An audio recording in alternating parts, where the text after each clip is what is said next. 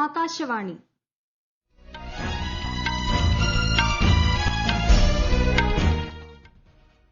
നമസ്കാരം. വാർത്തകൾ വായിക്കുന്നത് അഞ്ജന പുതിയമഠം.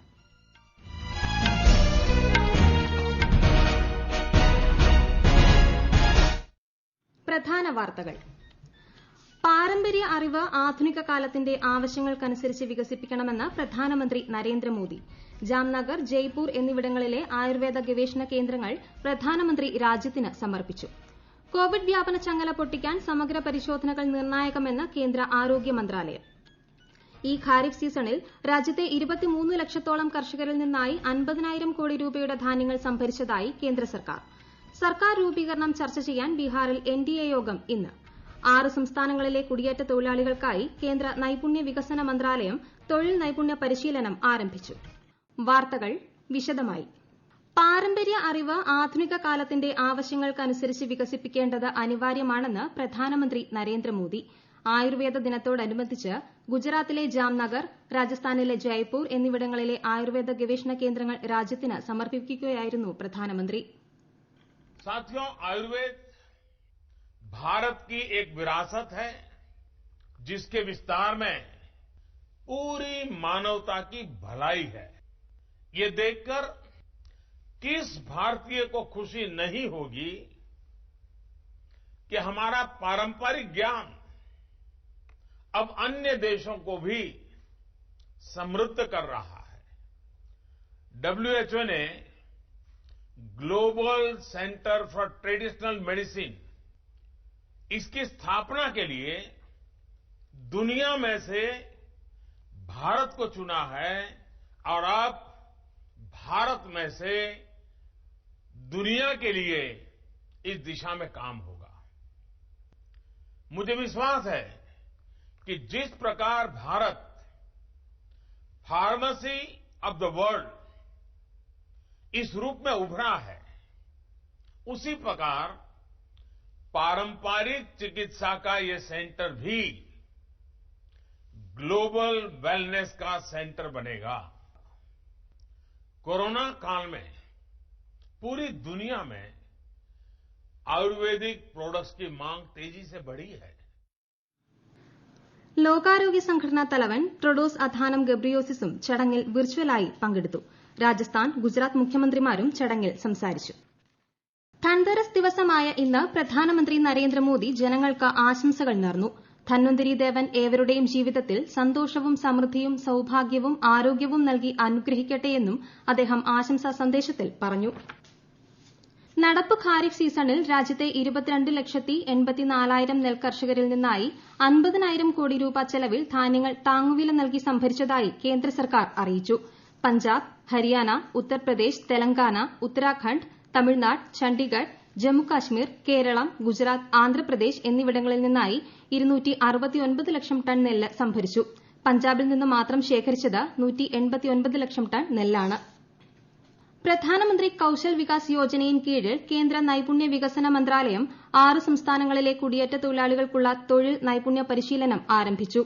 ഉത്തർപ്രദേശ്, ബീഹാർ, രാജസ്ഥാൻ, ഒഡീഷ, മധ്യപ്രദേശ്, ഝാർഖണ്ഡ് എന്നീ സംസ്ഥാനങ്ങളിലെ 116 ജില്ലകളിൽ നിന്നുള്ള 3 ലക്ഷം കുടിയേറ്റ തൊഴിലാളികൾക്കാണ് പരിശീലനം നൽകുന്നത്. ഈ വർഷം പ്രകൃതി ദുരന്തങ്ങൾ മൂലം നാശനഷ്ടങ്ങൾ ഉണ്ടായ 6 സംസ്ഥാനങ്ങൾക്ക് ദേശീയ ദുരന്ത നിവാരണ നിധിയിൽ നിന്ന് അധിക വിഹിതം നൽകാൻ കേന്ദ്ര ആഭ്യന്തരമന്ത്രി അമിത്ഷായുടെ നേതൃത്വത്തിൽ ചേർന്ന ഉന്നതതല യോഗം തീരുമാനിച്ചു. ഉംഫുൻ ചുഴലിക്കാറ്റ് നാശനഷ്ടം വിതച്ച പശ്ചിമ ബംഗാൾ, ഒഡീഷ, നിസർഗ ചുഴലിക്കാറ്റ് ബാധിച്ച മഹാരാഷ്ട്ര, വെള്ളപ്പൊക്കവും മണ്ണിടിച്ചിലും നാശനഷ്ടം വിതച്ച കർണാടക, മധ്യപ്രദേശ്, സിക്കിം എന്നീ സംസ്ഥാനങ്ങൾക്കാണ് സഹായം. സമ്പദ്ഘടന ശക്തിപ്പെടുത്താൻ കേന്ദ്ര ധനമന്ത്രി നിർമ്മല സീതാരാമൻ പ്രഖ്യാപിച്ച നടപടികൾ വികസനം, തൊഴിൽ, കയറ്റുമതി എന്നിവ വർദ്ധിപ്പിച്ച് ഇന്ത്യയെ ആഗോള മൂല്യ ശൃംഖലയുടെ ഭാഗമാക്കി മാറ്റുമെന്ന് വ്യാവസായിക സംഘടനയുടെ അധ്യക്ഷ ഡോക്ടർ സംഗീത റെഡ്ഡി പറഞ്ഞു. ഇന്ത്യയെ ശക്തവും സ്വയം പര്യാപ്തവും ആക്കുന്ന വിവിധ വ്യാവസായിക മേഖലകൾക്കുള്ള നിരവധി പദ്ധതികളും ആത്മനിർഭർ ഭാരത് അഭിയാൻ പ്രകാരമുള്ള പദ്ധതിയിൽ ഉൾപ്പെട്ടിട്ടുണ്ടെന്ന് അവർ അറിയിച്ചു. പോസ്റ്റ്മാൻ വഴി ഡിജിറ്റൽ ലൈഫ് സർട്ടിഫിക്കറ്റ് സമർപ്പിക്കുന്നതിനുള്ള വാതിൽപ്പടി സേവനത്തിന് ഇന്ത്യൻ പോസ്റ്റ് പേയ്മെന്റ് ബാങ്ക് തുടക്കമിട്ടു. സർക്കാർ സേവനങ്ങളിൽ നിന്നും വിരമിച്ച ജീവനക്കാർക്ക് ജീവൻ പ്രമാൺ പോർട്ടലിലൂടെ ഓൺലൈനായി ലൈഫ് സർട്ടിഫിക്കറ്റുകൾ സമർപ്പിക്കാനുള്ള സൌകര്യത്തിന് 2014 നവംബറിൽ തുടക്കമായിരുന്നു. ഈ വാർത്തകൾ ആകാശവാണിയിൽ നിന്ന്. കൊറോണ ആശങ്കയല്ല ജാഗ്രതയാണ് വേണ്ടത്. കേന്ദ്ര ആരോഗ്യ മന്ത്രാലയം പുറപ്പെടുവിക്കുന്ന നിർദ്ദേശങ്ങൾ. ജനങ്ങൾ കൂട്ടം കൂടുന്നത് ഒഴിവാക്കുക. ഇടയ്ക്കിടെ കൈകൾ സോപ്പും വെള്ളവും ഉപയോഗിച്ചോ സാനിറ്റൈസർ ഉപയോഗിച്ചോ വൃത്തിയാക്കുക. നിർബന്ധമായും മാസ്ക് ധരിക്കുക. പനിയോ ചുമയോ ശ്വാസതടസ്സമോ തുടരുന്ന സാഹചര്യത്തിൽ വൈദ്യസഹായം തേടുക. കൊറോണയെ സംബന്ധിച്ച വിവരങ്ങൾക്ക് ആരോഗ്യ മന്ത്രാലയത്തിന്റെ 1075 ലും ദിശയുടെ 1056 ലും ബന്ധപ്പെടാം. കോവിഡ് വ്യാപനത്തിന്റെ ചങ്ങല പൊട്ടിക്കാൻ വ്യാപകവും സമഗ്രവുമായ പരിശോധനകൾ നിർണായകമാണെന്ന് കേന്ദ്ര ആരോഗ്യ മന്ത്രാലയം. ജനുവരിയിൽ ഏതാനും ടെസ്റ്റുകൾ മാത്രം നടത്തിയിരുന്നിടത്ത് നിന്ന് നവംബറോടെ 12 കോടി ടെസ്റ്റുകൾ രാജ്യത്ത് നടത്താനായി. പ്രതിദിനം 15 ലക്ഷം പരിശോധനകൾ വരെ നടത്താനുള്ള ശേഷി ഇപ്പോൾ ഇന്ത്യയിലുണ്ട്. കഴിഞ്ഞ ദിവസങ്ങളിലായി പ്രതിദിനം ശരാശരി 11 ലക്ഷത്തിലധികം പരിശോധനകൾ നടത്തുന്നുമുണ്ട്. നേരത്തെ രോഗം തിരിച്ചറിയാനും പെട്ടെന്ന് തന്നെ ഐസൊലേഷനിലേക്ക് മാറ്റാനും സമയബന്ധിതമായി മികച്ച ചികിത്സ ഉറപ്പുവരുത്താനും സമഗ്രമായ പരിശോധനകൾ സഹായിക്കും. ഇതിലൂടെ മരണനിരക്ക് കുറയ്ക്കാനും രോഗമുക്തി നിരക്ക് വർദ്ധിപ്പിക്കാനും കഴിയുമെന്നും ആരോഗ്യ മന്ത്രാലയം കൂട്ടിച്ചേർത്തു. രാജ്യത്ത് കോവിഡ് ചികിത്സയിലുള്ളത് 4.84 ലക്ഷം പേർ. രോഗമുക്തി നിരക്ക് 93% അടുക്കുകയാണ്. വിശദാംശങ്ങളുമായി അരവിന്ദ്. രാജ്യത്തെ ആകെ രോഗബാധിതരുടെ 5.55% പേർ മാത്രമാണ് നിലവിൽ ചികിത്സയിലുള്ളത്. കഴിഞ്ഞ 24 മണിക്കൂറിനിടെ 44,878 പേർക്കാണ് പുതുതായി രോഗം സ്ഥിരീകരിച്ചത്. 49,079 പേർ രോഗമുക്തരായി. 547 പേർ കൂടി മരണമടഞ്ഞതോടെ ആകെ മരണസംഖ്യ 1,21,688 ആയി. ഇന്ത്യയിലെ മരണനിരക്കായ 1.47% എന്നത് ലോകത്ത് തന്നെ ഏറ്റവും കുറഞ്ഞ നിരക്കാണ്. രാജ്യത്ത് ഇതുവരെ രോഗം ബാധിച്ചത് 87,28,795 പേർക്കാണ്. കഴിഞ്ഞ 24 മണിക്കൂറിനിടെ 11,39,000 പരിശോധനകൾ നടത്തിയതായി ICMR അറിയിച്ചു. സംസ്ഥാനങ്ങളിൽ മഹാരാഷ്ട്രയിലാണ് ഏറ്റവും അധികം പേർ ചികിത്സയിൽ കഴിയുന്നത്. 85,583 പേരാണ് ഇവിടെ ഇപ്പോൾ ചികിത്സയിലുള്ളത്. കേരളം, ഡൽഹി, പശ്ചിമബംഗാൾ, കർണാടക തുടങ്ങിയവയാണ് രോഗബാധിതരുടെ എണ്ണം വളരെയധികമുള്ള മറ്റു സംസ്ഥാനങ്ങൾ. കേരളത്തിൽ 77,813 പേരാണ് ചികിത്സയിലുള്ളത്. 4,28,529 പേർ ഇതുവരെ കോവിഡിൽ നിന്ന് മുക്തി നേടി. ആകെ മരണസംഖ്യ 1,796 ആണ്. രാജ്യതലസ്ഥാനമായ ഡൽഹിയിൽ കഴിഞ്ഞ 24 മണിക്കൂറിനിടെ 7,053 പേർക്ക് കൂടി കോവിഡ് സ്ഥിരീകരിച്ചു. ഇതോടെ ആകെ രോഗബാധിതരുടെ എണ്ണം 4,67,000 കടന്നു. ഇതിൽ 4,16,000 പേർക്ക് രോഗം ഭേദമായതായി ഡൽഹി സർക്കാർ അറിയിച്ചു. News desk Akashvani. ലോകത്ത് കോവിഡ് ബാധിതരുടെ എണ്ണം 5,30,00,000 കവിഞ്ഞു. 1,45 ലക്ഷത്തിലധികം പേരാണ് നിലവിൽ ചികിത്സയിലുള്ളത്. മരണമടഞ്ഞവരുടെ എണ്ണം 13 ലക്ഷത്തോടടുക്കുന്നു. ഏറ്റവും കൂടുതൽ രോഗബാധിതരുള്ള അമേരിക്കയിൽ മരണസംഖ്യ 2,48,000 കവിഞ്ഞു. രോഗബാധിതരുടെ എണ്ണത്തിൽ ഇന്ത്യ രണ്ടാമതും ബ്രസീൽ മൂന്നാമതുമാണ്. ബീഹാറിൽ NDA യോഗം ഇന്ന്. BJP, JDU, ഹിന്ദുസ്ഥാനി ആവാം മോർച്ച, വികാസ്ശീൽ ഇൻസാൻ എന്നിവ യോഗത്തിൽ പങ്കെടുക്കും. ഗവൺമെന്റ് രൂപീകരണം സംബന്ധിച്ച എല്ലാ വിഷയങ്ങളും യോഗത്തിൽ ചർച്ച ചെയ്യുമെന്ന് JDU നേതാവ് നിതീഷ് കുമാർ അറിയിച്ചു. സത്യപ്രതിജ്ഞാ തീയതി സംബന്ധിച്ച് തീരുമാനം ആയിട്ടില്ല. ഇത് പിന്നീടുണ്ടാകും. ഇന്നലെ നിയുക്ത JDU MLAമാരുടെ യോഗം പട്നയിൽ നടന്നിരുന്നു. കോവിഡ് പ്രതിസന്ധിക്കിടെയുള്ള ആദ്യ ക്രിക്കറ്റ് പരമ്പരയ്ക്കായി ഇന്ത്യൻ ടീം ഓസ്ട്രേലിയയിലെത്തി.